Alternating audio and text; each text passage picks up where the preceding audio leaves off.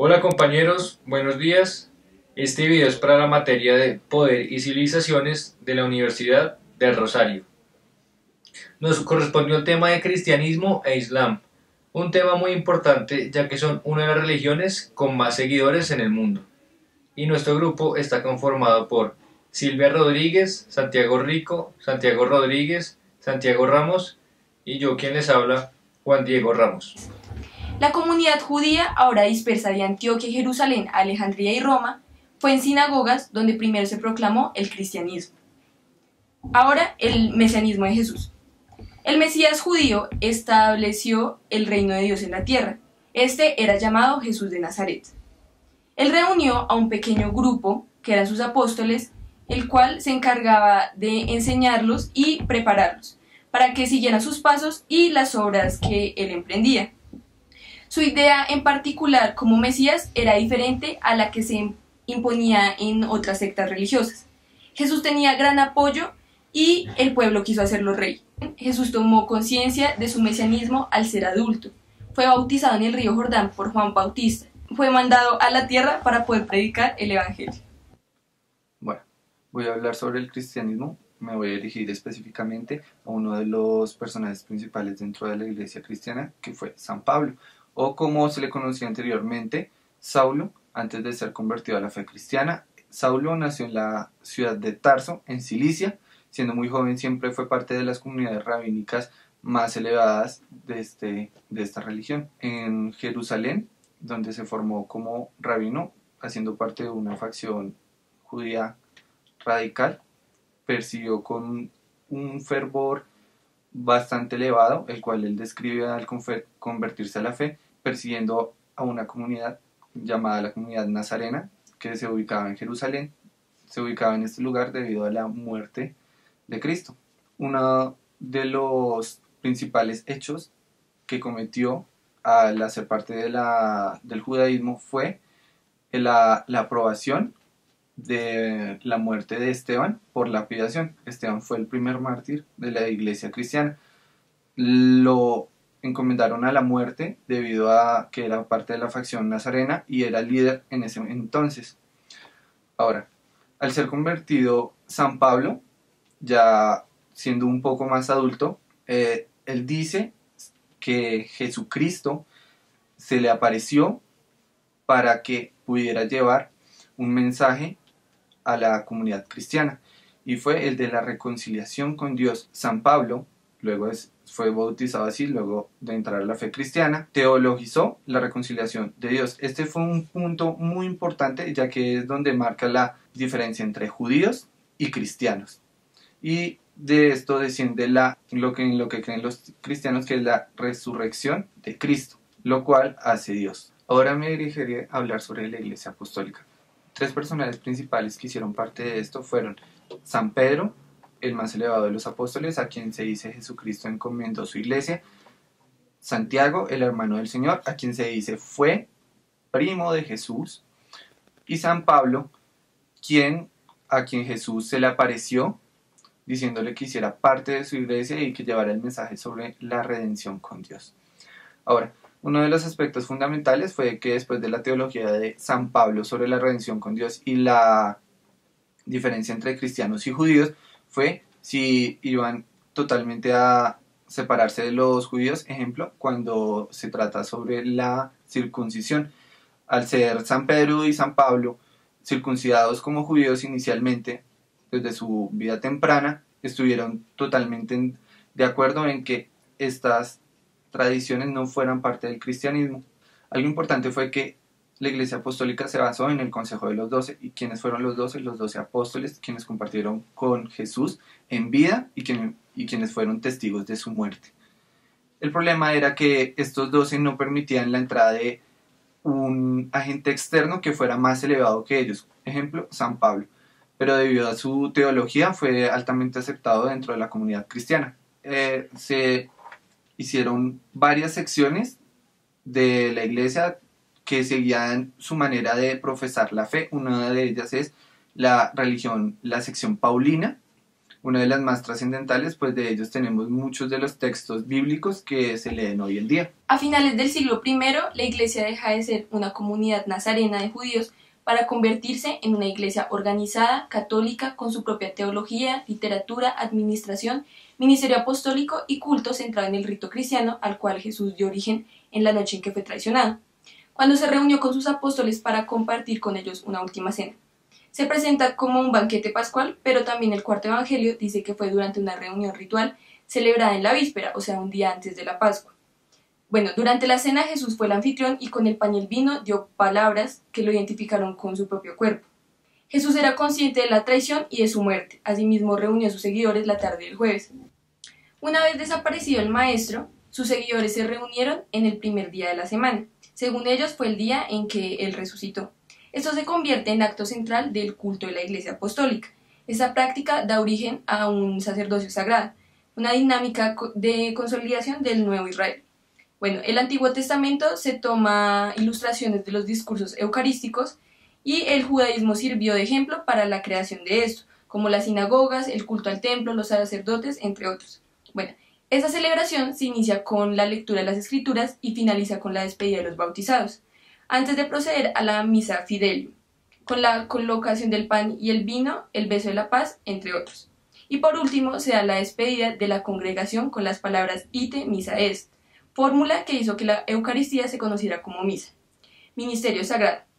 La comida comunitaria se da a partir de la Eucaristía. Entonces, este rito inspirado en la sinagoga concentra su acto específicamente cristiano de culto en la oblación eucarística, o el ofrecimiento a Dios y la comunión sacramental del cuerpo y sangre de Cristo.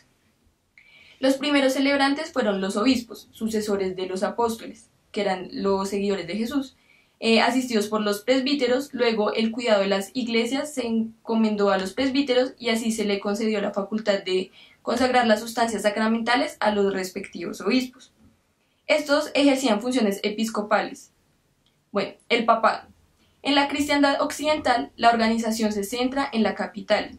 En el siglo IV, el cristianismo pasó a ser religión oficial del imperio. El obispo principal de la ciudad principal de cada provincia se llamaba metropolitano. Tenía autoridad sobre los demás obispos de la zona. En el siglo IX, los obispos de Roma, Constantinopla y Jerusalén reciben el título de patriarcas. Esto significa que tenían mayor autoridad que los metropolitanos. Los patriarcas de la Santa Sede de Roma solicitan la supremacía absoluta sobre toda la Iglesia como sucesores de San Pablo, príncipe de los apóstoles. La posición real de San Pedro en la Iglesia Apostólica es difícil de determinar, pero cuando es admitida su supremacía en Occidente, el papado quedó firmemente establecido. Las provincias orientales aceptaban el prestigio del papado, pero las del occidente mantenían su independencia en cuestiones de fe. En 867, el patriarca de Constantinopla condenó al papa por no corregir lo que consideraba herejía en la cristiandad oriental. En 1504 se da la excomunión papal del patriarca de Constantinopla, dándose la separación total de Oriente y Occidente. Esta fue la primera división de los cristianos. Bueno, y en Occidente el centro aglutinante siguió correspondiendo a los papas. El estado temporal era subordinado por la autoridad espiritual. No se podía crear tensión entre la Iglesia y el Estado. No obstante, se presentaron rivalidades entre los papas de Roma y de Aviñón de 1378 a 1417. Bueno, los papas se volvieron personas adineradas que defendían el arte y la cultura clásica. Asimismo se hizo poco por corregir los abusos que clamaban por una reforma de la Iglesia. La Reforma Protestante. La Reforma es el movimiento religioso cristiano iniciado en Alemania en el siglo XVI por parte de Martín Lutero. Este movimiento llevó a una separación de la Iglesia Católica que pasó a dar origen a numerosas iglesias agrupadas bajo la denominación del protestantismo. La idea reformista surge con Wycliffe y Juan Hus en Inglaterra y Bohemia, pero es hasta el año 1517 que en cabeza de Martín Lutero, un teólogo y fraile católico, se denuncia la venta de indulgencias, la mundanidad del papado y la soberbia presentada en la Iglesia. Todo esto con el fin de provocar un cambio profundo y generalizar en los usos y las costumbres de la Iglesia Católica, además de negarse a la jurisdicción del Papa. La nueva iglesia se caracterizó por conservar la antigua estructura eclesiástica. Esto se vio reflejado en la conformación del ministerio apostólico, en cuanto a obispos, diáconos y sacerdotes. Añadido a esto, se mantuvieron los sacramentos del bautismo, la Eucaristía, el sacramento de la confirmación y la libertad personal de ejercer la confesión y recibir la absolución de un sacerdote. Lo mencionado anteriormente fueron las cosas que no se cambiaron de lo previamente establecido en la Iglesia. Lo que sí se reestructuró fue el hecho de que cada persona era libre de interpretar la palabra de Dios a su manera, es decir, que no se debía regir a lo dicho por un sacerdote. Y por otra parte, la sustitución del latín por el inglés en la liturgia y los oficios religiosos. Esta reforma protestante dependió del apoyo político de algunos príncipes y monarcas para poder formar iglesias cristianas de ámbito estatal, lo que después permitió que se pudieran crear iglesias a nivel nacional. Los principales exponentes de la reforma protestante fueron Martín Lutero y Juan Calvino. La contrarreforma. Se denomina contrarreforma a la respuesta de la Iglesia Católica dada a la reforma protestante de Martín Lutero, que había debilitado a la Iglesia en gran medida. Denota el periodo de resurgimiento católico, dado que con la reforma protestante no solo se vio afectada la jurisdicción papal, sino el catolicismo en sí. La respuesta de la Iglesia Católica se efectuó en 1545 por medio del denominado Concilio de Trento, en el cual se generan una especie de decretos doctrinales con respecto a los dogmas, la disciplina, el papado y las órdenes religiosas. A raíz de esta respuesta de la Iglesia a las acciones tomadas por los protestantes, se crearon nuevas órdenes religiosas como lo fueron los jesuitas, los capuchinos, los oratorianos, entre otros, lo cual ayudó a que se centraran más en la supremacía de la Santa Sede, creando instrumentos para hacer más eficaz la labor de la Iglesia Católica en el mundo. El Islam es una religión abrahámica, porque es de fe monoteísta y reconoce su tradición espiritual identificada con Abraham.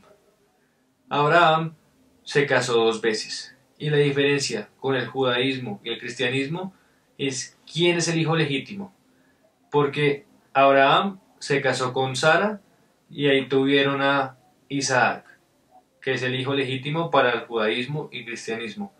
En cambio, el hijo de Agar y Abraham es Ismael, que sería el hijo legítimo para el Islam.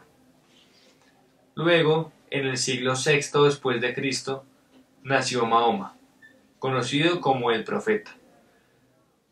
Fue un niño huérfano y a la edad de sus 40 años se le apareció el arcángel Gabriel, que le dijo que fuera al monte Hira cerca de la Meca para hablar con Alá. Después de esto, Mahoma se dirigió a ese monte y habló con Alá. Alá le dijo que él era el elegido por el pueblo. El Islam cuenta con 5 pilares fundamentales. El primero de ellos es el testimonio de la fe, que consiste en dar un testimonio con bastante convicción, afirmando que no existe otro Dios que Alá y Mohammed es el mensajero de Alá. El segundo es la oración. Cada musulmán debe rezar al menos 5 veces al día de manera obligatoria. El tercero es el zakat, que significa ayudar a los más necesitados. Consiste que cada musulmán intente ayudar a las clases más bajas de manera de limosna o de caridad. El cuarto es uno de los más conocidos en el mundo. Se conoce como Ramadán, el mes de ayuno. Consiste que en el mes lunar los musulmanes, en el tiempo de que sale el sol hasta la puesta del mismo, no pueden comer, beber ni tener relaciones sexuales. Y por último, se conoce como la peregrinación a la Meca, que consiste en que cada musulmán debe ir por lo menos una vez a los templos de la Meca. Ok, ahora pues corresponde el subtema del Islam de la teocracia de Medina. El subtema sobre la teocracia de Medina comienza explicándonos cómo Mahoma, durante la fiesta de peregrinación, conoce a 6 hombres y se alía con ellos. Estos hombres son de una región llamada Yatrib, que actualmente se llama Medina, y se encuentra a 500 kilómetros al norte de la Meca. En el año 622, Mahoma parte hacia Yatrib, Medina, y establece una teocracia. Por consecuencias de la oposición judía y la rivalidad que existe entre ambas religiones, el profeta Mahoma ordena que ya no se debe rezar hacia Jerusalén como se hacía anteriormente, sino que se debe hacer en dirección hacia la Meca. Sin embargo, algo curioso es que a pesar de las diferencias que existen con el judaísmo y con el cristianismo, el profeta Mahoma le da veracidad a sus escritos. No obstante, es muy confusa la información que maneja el profeta Mahoma, ya que proviene de múltiples fuentes, tanto judías como cristianas. Ya hablando sobre el tema de la Meca, apenas el profeta Mahoma reunió las fuerzas necesarias para tomarse la ciudad, se propuso hacer dicho cometido. A pesar de que el ejército enemigo era 3 veces mayor, el profeta Mahoma resultó victorioso. Con la victoria sobre la ciudad de la Meca y la conquista de dicha ciudad, el profeta se había hecho con casi toda Arabia, puesto que ejercía prácticamente todo el control en la zona de Arabia. Se dedicó a eliminar a los judíos locales utilizando 2 métodos: las ejecuciones masivas y la venta de esclavos, principalmente de mujeres y de niños. En el año 632, el profeta fue asesinado por una esclava judía que buscaba venganza de su pueblo. Tras la muerte del profeta en el año 632, Abu Bakr sería su sucesor. Abu Bakr era el padre de una de sus esposas predilectas. Abu Bakr sería nombrado el primer califa. Tras su muerte en el año 634, Abu Bakr sería reemplazado por Omar, otro de los padres de una de las esposas del profeta Mahoma. Durante el periodo de Omar, el Islam se propagaría mediante las guerras santas, estableciendo colonias en Siria, Irak y principalmente en zonas aledañas a Arabia. En el año 644, Omar sería asesinado. Así, su sucesor sería Othman. Al igual que su sucesor, Othman correría la misma suerte, siendo asesinado en el año 656 por algunos musulmanes insatisfechos por su gestión. Tras el asesinato de Othman en el año 656, Ali sería escogido como el califa. Ali era el esposo de una de las hijas del profeta, Fatema, pero una vez más el califa sería asesinado. Durante el gobierno de Ali hubo mucha oposición y conflicto interno. Finalmente, en el año 666, los omeyas, un grupo de los Quraysh, quienes son los guardias de la Meca, tomaron el control. Durante la gestión de dicho grupo, el Islam se propagó sobre el norte de África hasta Constantinopla, y en el año 711 se iniciaría la invasión a la península ibérica. La religión islámica, al tener influencia de las otras 3 religiones, como el judaísmo, zoroastrismo y cristianismo, tiene la misma idea de la vida después de la muerte. Para las personas que hayan obrado bien y los musulmanes fieles, existe el paraíso, donde se conocerá la imagen de Dios y donde se vivirá bien. Pero así como para los musulmanes fieles hay recompensa yendo al paraíso, para los musulmanes infieles, los cristianos, los judíos, los magos, los idolatras, los sabeos y los hipócritas existe el castigo, donde son enviados al infierno.